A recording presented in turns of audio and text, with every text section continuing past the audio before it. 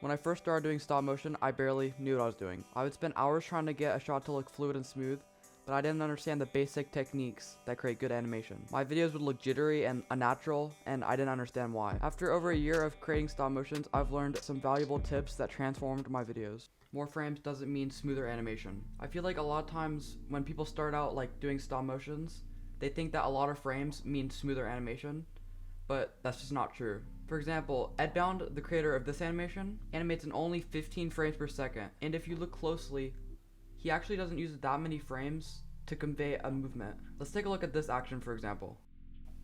You can see it only takes about 3 frames for him to move the arm that much. And then for the punch, he uses even less frames to make the punch seem really fast and powerful.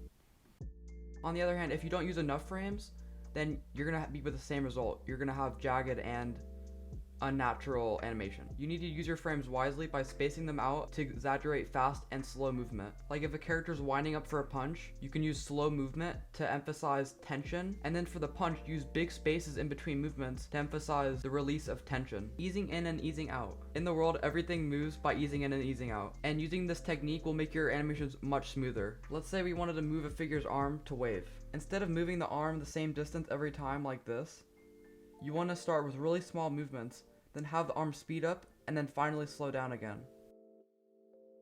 To make it even more natural feel, you can add a wiggle effect if after easing out, you move the arm back just a little bit. When to ease in and out. It's important to not ease in and out on every single circumstance. It's important to ease in and out for things like waving, but other things, it'll create an unnatural feel and it'll just ruin your animation. You wouldn't want to ease in and out if a character's getting punched. This is what happens if you ease in and out for punches. And this is what happens if you use more dramatic spacing. Animating and curves. Another thing to keep in mind while animating, especially animating jumping, is curves. Keeping the curve in mind when animating will help reduce jaggedness and make much smoother animation. Like if a character's jumping, it doesn't make sense for them to randomly change directions in the air. They should follow the curve of the jump. Using close-ups. Close-up angles can create a more cinematic and realistic animation. My first animations were filmed using a tripod, and it was really annoying because I was always bumping it, and also it wasn't like that cinematic at all. You were just seeing all the action from like a bird's eye view. Is like terrible. Close-ups are also like very useful if you don't have a lot of Lego like me. In my most recent project, I use close-ups to hide the fact that I'm just reusing Lego. Using Sticky-tack. Sticky-tack is a must for stop motion. It never dries out and helps so much with keeping the camera still and the figure still.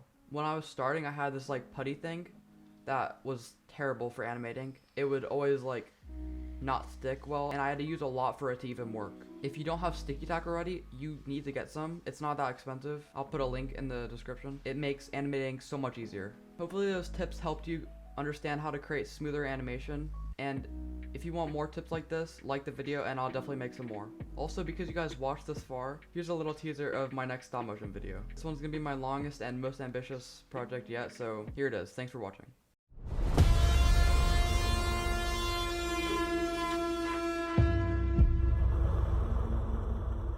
You were terrorizing the city. What the heck are you talking about? Now,